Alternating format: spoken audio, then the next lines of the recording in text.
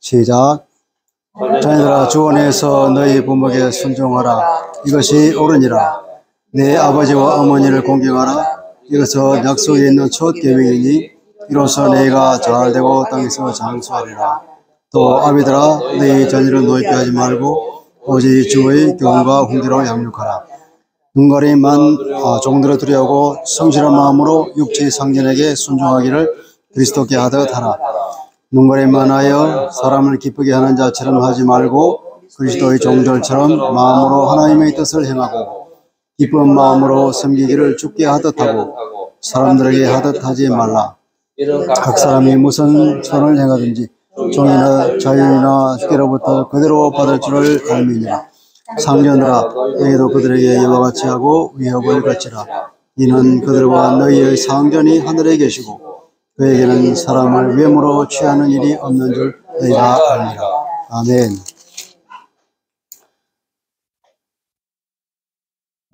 그러니까 예수를 통하여서 하나님의 자녀가 된 사람들은 이제 신인류라고 부른다. 에베소서에서는 신인류로 부르심을 받은 사람들에게 어떠한 삶을 살아야 될 것인가.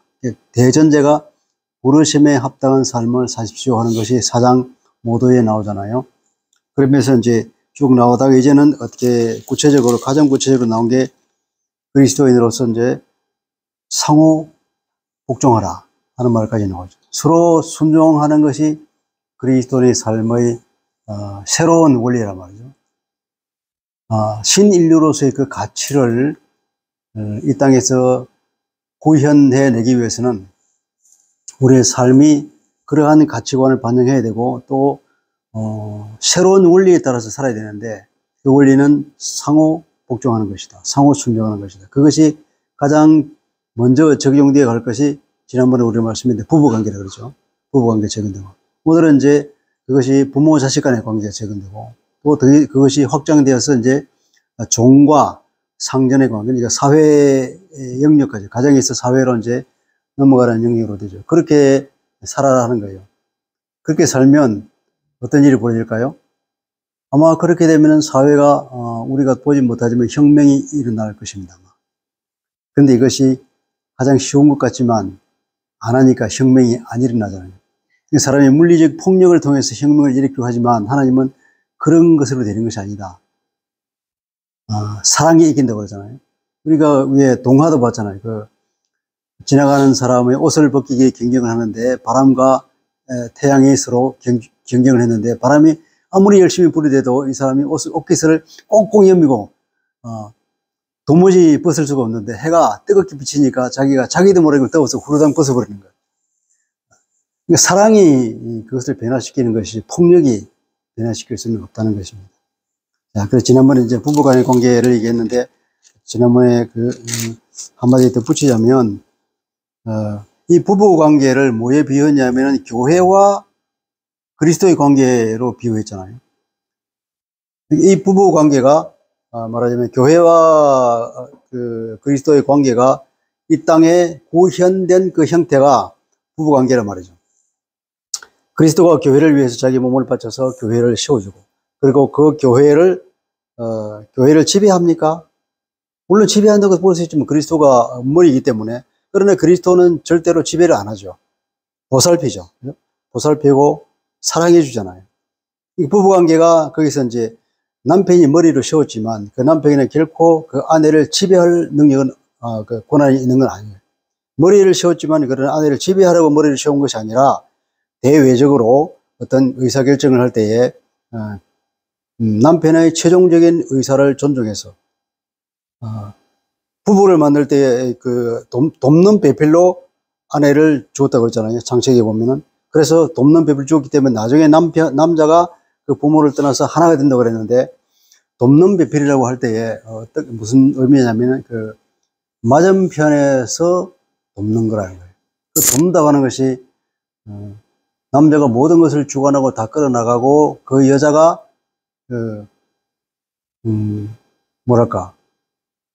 남편은 조금 부족한 것을 채워주는 그런 것이 아니라 돕는다고 할 때 돕는다는 그 단어가 하나님이 인간을 도울 때에도 돕는다고 하는 똑같은 단어를 쓴 거예요.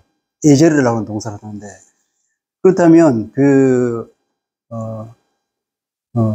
여자가 그 남편을 돕는 것은 아래쪽에서 수준이 낮은 쪽에서 윗사람을 돕는 것이 아니라 동등한 관계에서 그 남편의 부족한 점을 채워주는 거예요. 다시 말하면 우리가 반대편에 앉아서 돕는다 그랬거든요. 반대편이라고 하면 내가 이쪽에 앉고 이제 남편은 이쪽에 아내 저쪽에 앉는 거예요. 그러나 남편은 이쪽을 보고 어떤 사물을 생각한다 그러면 아내는 이쪽을 보면서 보는 거예요. 그러니까 남편이 미쳐보지 못한 것들을 아내는 아내의 입장에서 사물을 바라보고 그 의견을 얘기하는 거예요. 그렇게 도와주는 거죠. 그러면 한 사람이 보았을 때에 미처 발견하지 못한 것을 두 사람이 보니까 좀 더 완벽하게 보잖아요. 그래서 좀 더 확실한 결정을 내릴 수 있는 거예요. 그렇게 가정에서는 이제 살아나는 거예요. 근데 다만 대외적으로 하면 결정을 할 때 그럼 두 사람이 결정이 지금 서로 의견이 다르다. 그러면 어떻게 될까? 그러면 두 사람이 의견이 다르면 어떻게나 통일돼야 되잖아요. 두 명이 싸우면 또 안 되잖아요. 깨지니까. 그래서 부득이 한 사람이 대외적으로 이 가정을 대표하는 사람이 있어야 되는데 그 사람을 제 남편을 세웠다는 거예요. 그렇게 보는 거지. 이 남편에게 지배권을 준 것이 절대로 아니고요. 성경 어디를 보더라도 남편이 아내를 지배한다. 그건 없는 거예요. 근데 이 당시의 이 고대나 이 세상 모두에는 다 뭐냐면 남편이 여자를 지배하는 시대였거든요. 세상 역사를 보면 다 그런 인간의 죄성 때문에 남편이 여자를 지배하는 거예요. 물론 이게 이제 심판일 수도 있죠. 선악과를 먹은 심판의 결과이기도 하지만 어쨌든 이것은 하나님이 사람을 창조한 원래의 목적은 아니었다는 거예요. 그 목적이 이제 그리스도가 회복이 되면 그렇게 돼야 되는 거예요. 남편은 그리스도가 교회의 머리인 것처럼 남편이 가정에서 그 머리로서의 대외적으로 대표할 수 있는 최종 권한을 가진 사람을 세웠지만 그러나 가정 안에서는 부부가 동등한 관계에서 서로 협의하고 서로 도움을 받아서 가장 좋은 의사결정을 내려야 된다. 그것을 분명히 따라야 할 책임이 남편에게 있는 거예요. 그 책임들을 하지 않으면 그런 주인으로부터 책망받을 것입니다. 제가 이걸 보면서 저도 이제 회개하죠. 중국의 사람 있다가 어느 하나만 있어도 이게 같지가 않는데 그리고 또 이제 이 교회가 이제 또 보면 이 교회는 또 앞에서 어떻게 하냐면 교회는 주님께서 물로 씻어 깨끗하게 한다고 그랬잖아요. 교회에 대해서 주님께서 말씀을 이는 곧 물로 씻어 말씀으로 깨끗하게 하사 거룩하게 하시고 그리고 자기 앞에 세운다 그랬거든요. 자기 앞에 그리스도 앞에 영광스러운 교회로 세운다. 티나 주름 잡힌 것이나 이런 것들 없이 거룩하고 흠이 없게 하려 하심이라. 그래서 머리이신 주님께서 교회를 그렇게 돌보고 가꾼다는 거예요. 그러면 나중에는 어떻게 될까요? 우리가 흔히 말하는 교회는 그리스도의 신부라고 상징적으로 말하죠. 그리고 또 요한계시록에 가면은 주님의 신부처럼 아름답게 단장한 새하늘과 새 땅이 새 예루살렘이 나타나거든요. 자, 그러고 보면 이 교회는 교회는 하나님이 새롭게 창조한 신인류로서의 그 사명을 감당하는 하늘에서 주님께서 이 땅에 일하는 도구란 말이에요. 거룩한 도구란 말이죠. 도구인데 장래의 교회는 어떻게 될까? 장래의 교회는 흠도 티도 없는 완벽하게 아름답고 영광스러워 거룩한 주님의 신부가 될 거란 말이에요.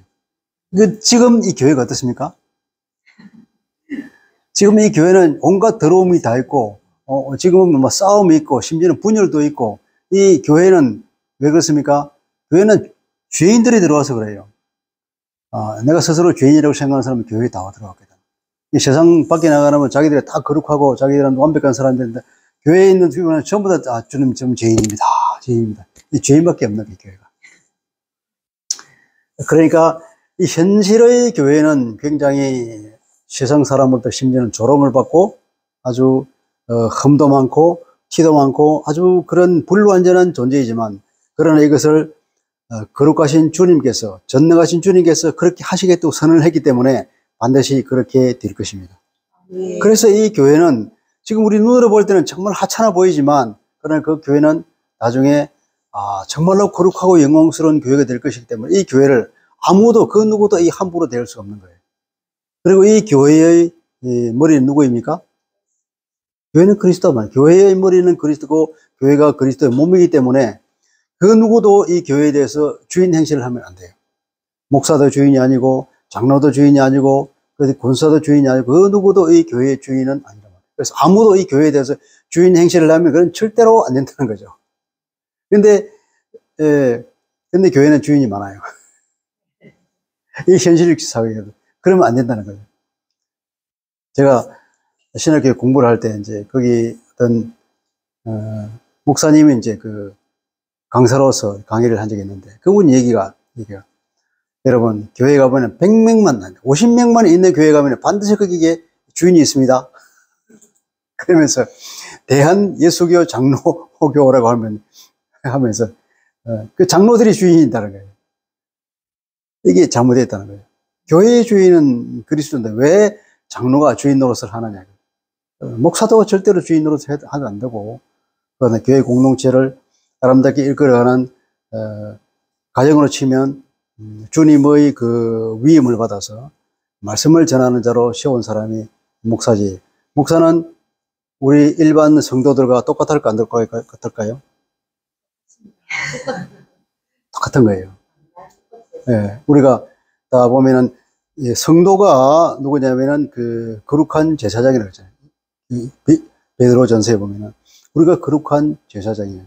원래는 구약에는 하나님이 계시고 그리고 이스라엘 백성이 있는데 하나님과 이스라엘 백성을 중간에서 중간 역할을 해주는 사람이 레위인들이에요. 항상 보면 하나님께서 교회의 모형을 세울 때는 모형 가운데에 이 사이에 중보자가 반드시 있어요. 중보자가 없이는 안 된다. 그래서 여기서 이 사람이 거룩하게 하나님께 나가기 위해서는 제사를 통해서 거룩한 의식을 거치고 하나님을 만나게 되어 있기 때문에 반드시 중보자가 필요한데 이제 그리스도가 그 중보자 역할을 해버렸다는 거예요. 자기의 피로 완전히 씻어버렸기 때문에 이제 그리스도 안에 있는 우리는 그리스도가 중보자이기 때문에 그 어떤 사람도 중보자도 필요 없고 이제 상징적으로 그 휘장이 찢어졌듯이 우리는 바로 지성소로 들어가서 하나님을 만날 수 있게 된 거예요. 그런 얘기 말해요. 우리가 그래서 하나님 만날 때 길을 얻었다 그러잖아요. 길을 얻었다. 그래서 우리가 그 접근할 수 있는 접근 권리를 얻었고, 그리고 또 거기 가서 말을 할 수 있는 권리도 얻었죠. 언론의 자유도 있잖아요. 우리가 하나님께 나가는 길을 얻었고, 가서 그 하나님을 아뢰나고 마음껏 내가 하고 싶은 말을 다 할 수 있게 됐다는 거예요. 이게 얼마나 큰 은혜인지도 모르죠. 그런데 그런 성도들이 모인 곳이 교회인데, 다만, 우리, 기독교에서는 목사를 세운 이유가 뭐냐면, 목사는 공부를 시켜서, 그래서 이 목사를 누가 만들냐면 교회가 목사를 만드는 거예요. 교회가 한 사람을 불러서 너 가서 공부해. 그래서 공부를 해서 말씀을 전해. 강단에 세워서. 그래서 공부를 더 해서, 말씀을 가르쳐주고 이끌어주고 하는 그 존재를 세운 사람이 목사이기 때문에 이 목사는 누가 권위를 주냐면 그 교회의 성도들이 그 고난을 위임해 준 거예요. 위임을. 그러니까 위임을 받아서 강단에 서는 겁니다. 그래서 그 목사가 아무리 목사 안수를 받았다더라도 성도들이 위임이 없으면 아무도 목사라고 할 수 없는 겁니다. 성도들의 위임을 받아서 강단에 섰을 때에만 그 사람이 목사이지 그런 위임을 받지 못한 사람은 그러니까 목사라고 할 수가 없는 거죠. 엄밀히 말해서. 그리고 우리 모두는 다 동일하게 한 형제요 자매로서 다 제사장인 겁니다. 제사장. 그런 것을 우리가 분명히 알아야 되는 거예요. 이 교회를 움직여 나갈 때. 잘못하면 어떤 사람이 마치 목사가 구약에 있는 제사장국 같은 그런 위치에 있다고 착각하면 그건 가톨릭은 그렇게 해요. 가톨릭은 신부는 일반 성도와는 차원이 달라요. 그래서 가톨릭에서는 그 사제 이외의 사람을 평신도라고 이름을 붙입니다. 근데 우리 개신교에서는 평신도라는 단어가 없어요. 왜냐하면 모두가 다 제사장이기 때문에. 근데 가톨릭에서는 이제 교회가 2층 구조로 되어 있습니다. 다스리는 교회와 다스림을 받는 교회. 가르치는 교회와 배우는 교회. 가르치는 교회는 사제 그룹을 가르치는 교회라고 그러고, 그 평신도를 배우는 교회라고 해요. 2층으로 되어 있어요. 개신교에서는 그런 거 없습니다. 일단, 그것이 지난번에 할 말씀으로서 보충 수업이었고요. 오늘은 이제 그것이 자녀들에게 흘러갑니다. 먼저 자녀들에게 그렇게 명령하죠. 자녀들아, 너희 부모에게 순종하라. 이렇게 순종하라. 왜 순종하라냐면, 이 원문에 보면은 왜냐하면 이란 말이 있어요. 왜냐하면 그것이 옳기 때문이다. 부모에게 순종하는 이유가 뭐예요? 그건 당연한 거야. 당연한 거. 옳은 것이다. 그리고 이것이 어디에 순종하라 그랬습니까?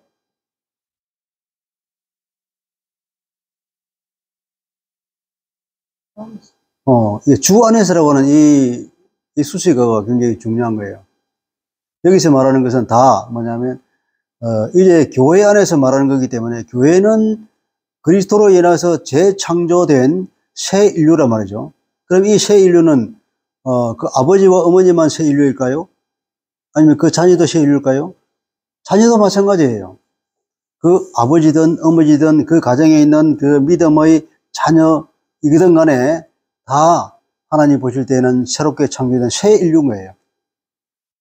그리고 하나님 주님께서 그를 위해서 십자가에서 못 박혀 죽었고 하나님의 사랑을 받는 거룩하게 지원받은 하나님의 형상을 따른 아주 존귀한 존재란 말이죠.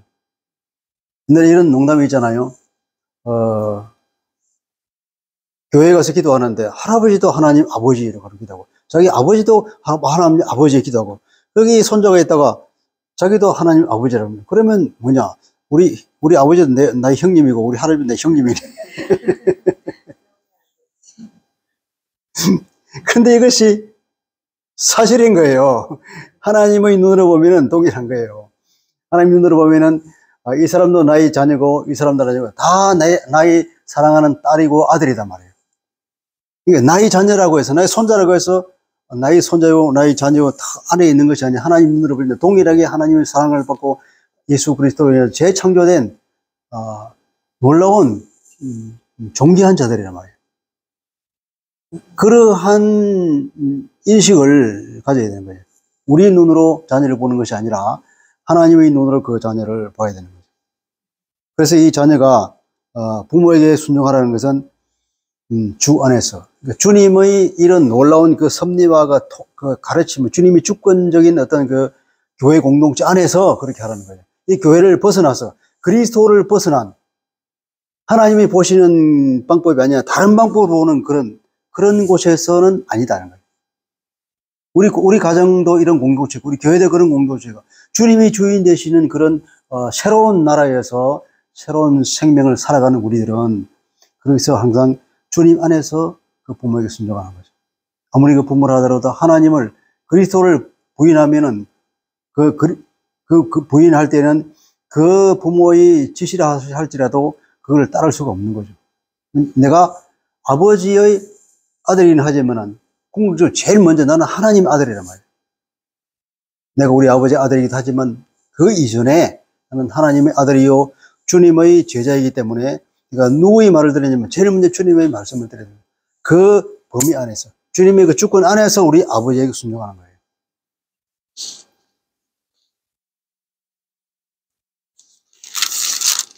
그리고 내 아버지와 어머니를 공경하라. 공경하라는 것은 뭐랄까요? 존경하라 이런 말이죠. 존경하라는데 원래의 뜻은 값을 쳐주는 것, 많은 값을 쳐주는 것. 그러니까 높이 평가하는 거죠, 그죠? 우리 아버지와 어머니는 물건으로 치면 굉장히 비싼 물건이다. 그렇게 이제 존경하는 거예요.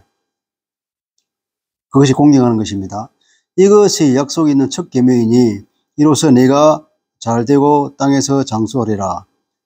출애굽기 20장 12절에 그런 말이 있죠, 그죠? 십계명에 딸린 겁니다. 이로써 네가 잘되고 땅에서 장수하리라. 부모를 공경하는 사람은 잘되고 장수합니다. 믿으십니까? 네. 이 하나님의 약속이에요. 물론 예외적인 경우가 있겠지만, 다른 이유로 그럴 수 있겠지만, 원칙은 뭐냐면, 부모를 공경하는 사람은 반드시 하나님의 약속에 따라서 땅에서 잘되고 장수하게 되어 있는 겁니다. 다른 이유로 안 그럴 수 있지만,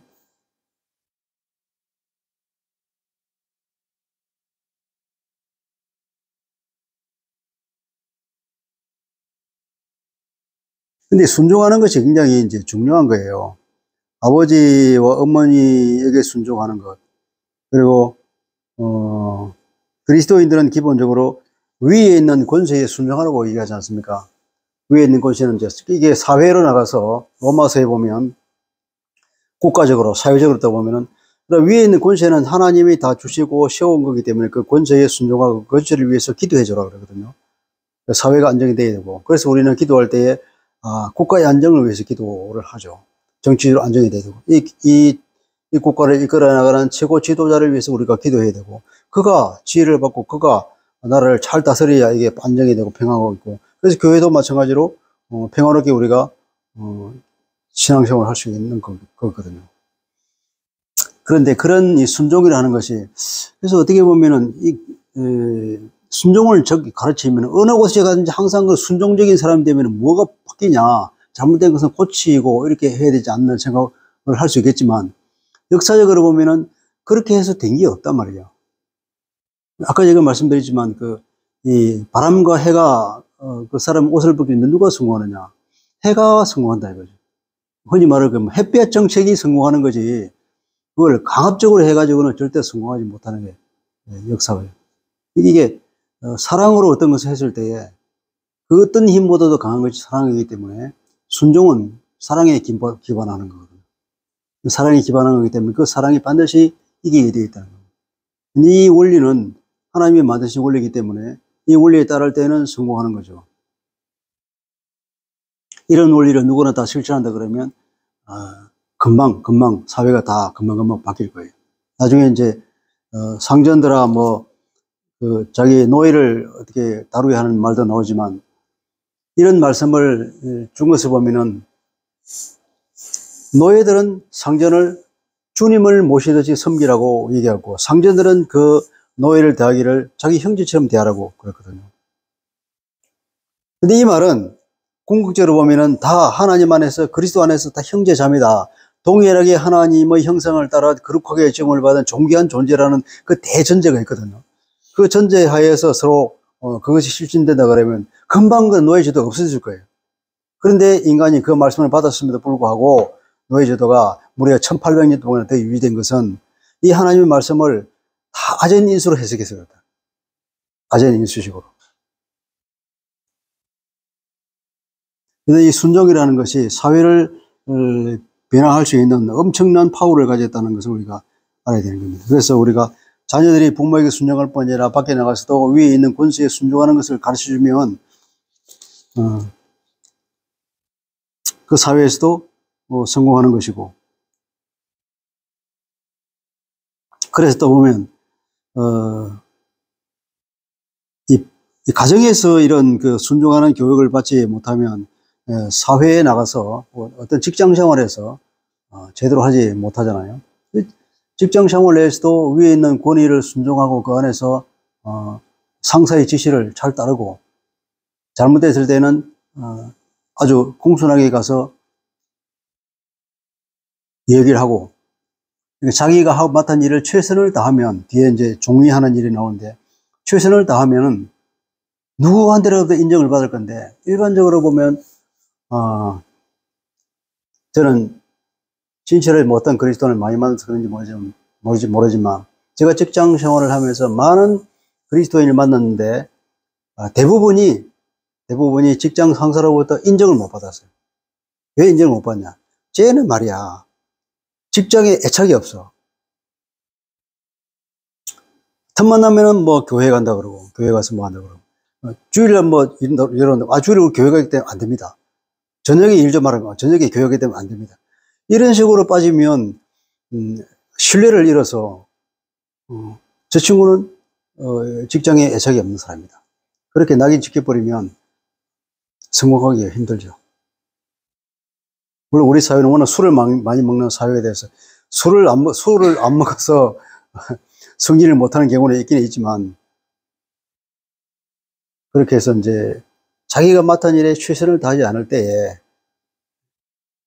이 그리스도인들이 뭐랄까 하나님의 영광을 가리는 행위 되는 거죠. 우리가 얘기하잖아요. 우리 예배를 교회에서만 예배를 드리는 것이냐. 물론 교회에서 예배를 드리지만 우리가 삶의 예배를 드리려고 얘기하잖아요. 바울이 로마서 12장에서 말하기를 네 몸을 거룩한 산 제사로 드리라 그랬잖아요. 그러면 자기가 일상생활을 살아가면서 모든 자기의 살아가는 과정 자체가 하나님이 드리는 예배가 되는 거죠. 그것이 산 제물로 드러날 때, 그 직장에서 산 제물로 내가 드리는 것이 드러날 때, 그때 어느 누구도 그 사람을 인정할 수밖에 없이 되는 거죠.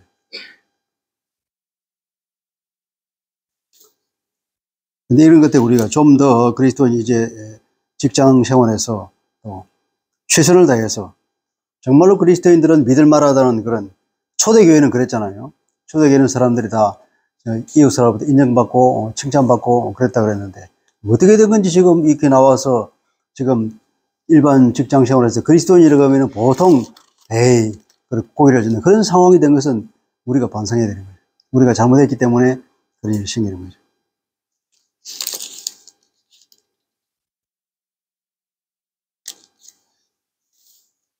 또 이제 아비들에게 합니다. 아비들아 너희 자녀를 노예게 하지 말고 오직 주의 교훈과 훈계로 양육하라. 그 고대에는 자녀 양육의 책임이 누구에게 주냐면은 아버지에게 주어졌습니다. 그래서 아비들아 이렇게 부릅니다.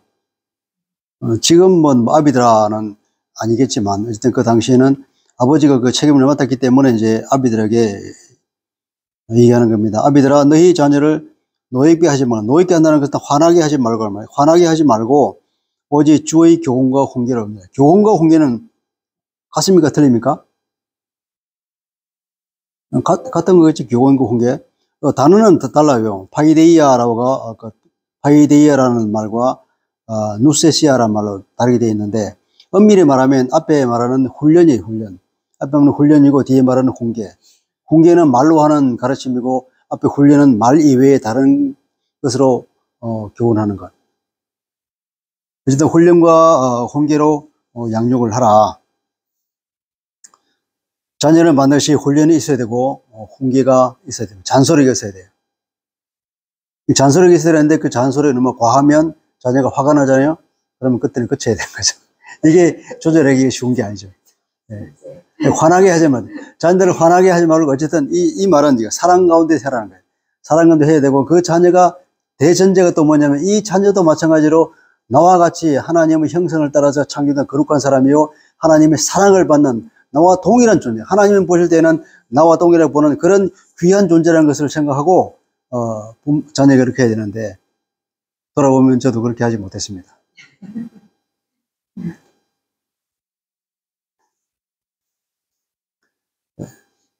그래서 이제 이 훈계와 그 화나게 하는 그 사이에서 잘 이렇게 지혜롭게 해 나가야 되는 거죠.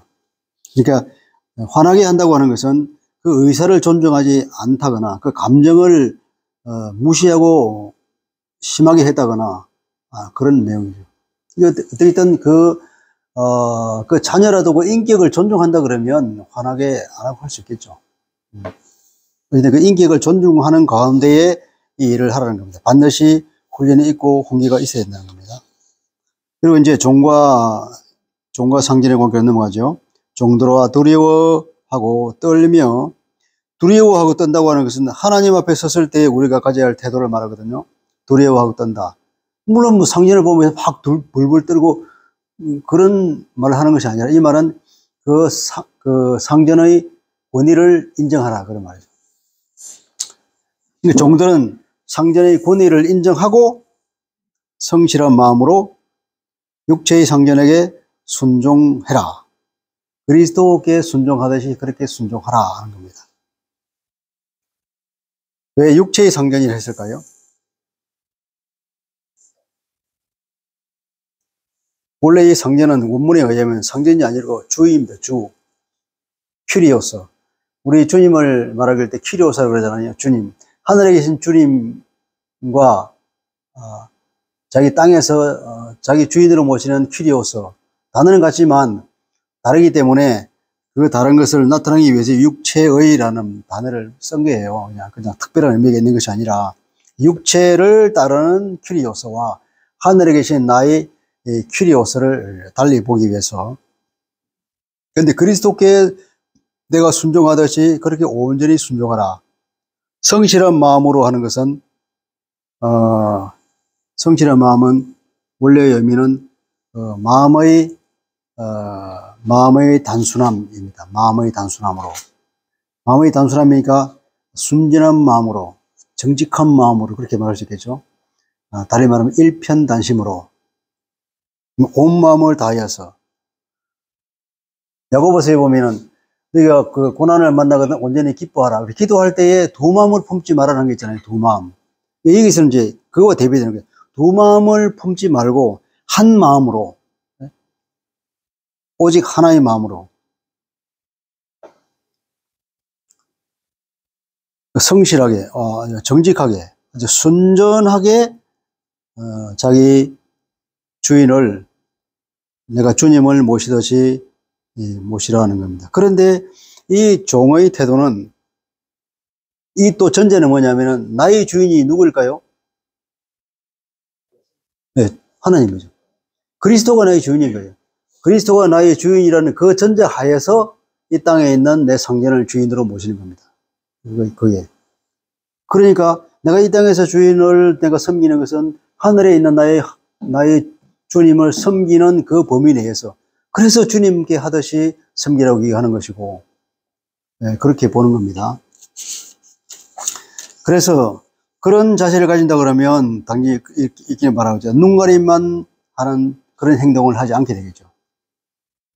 볼 때는 일하는 척하고 안 볼 때는 일 안 하고, 그리고 눈에 안 보인다고 집에 갈 때 그 주인의 물건을 도둑질 해가고,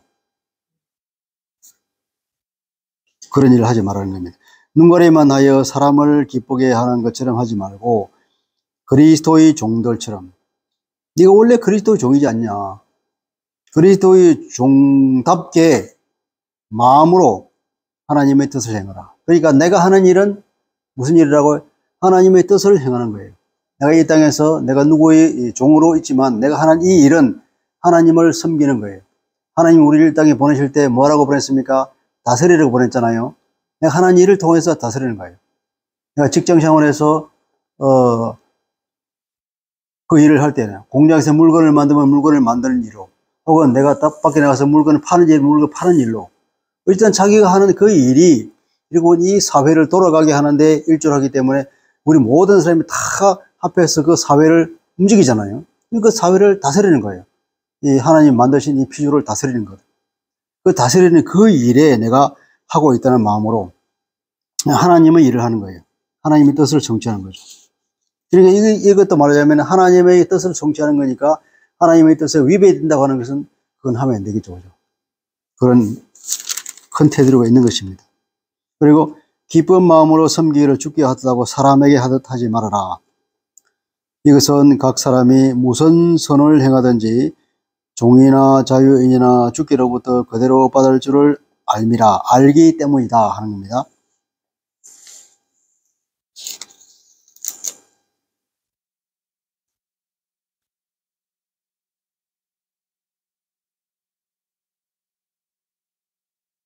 그가 종이든 자유인이든 자기가 무슨 선을 해가든지 간에 다 우리는 어디에 가게 됩니까? 죽으면 하나님의 심판대 앞에 선다 그러잖아요. 하나님의 심판대 앞에 서서 자기가 한 일에 대해서 예수를 안 믿는 사람들은 그 심판대가 진짜 심판이 돼서 지옥으로 가게 되고, 예수를 믿는 사람들은 거기서 자기가 한 일에 대해서 이제 상을 받을 거란 말이죠.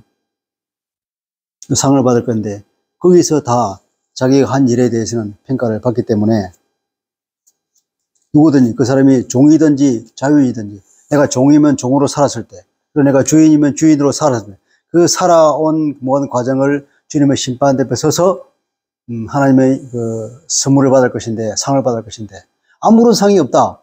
얼마나 억울한 일이겠습니까? 그렇기 때문에 우리는 자기가 맡은 일에 최선을 다해서 해라.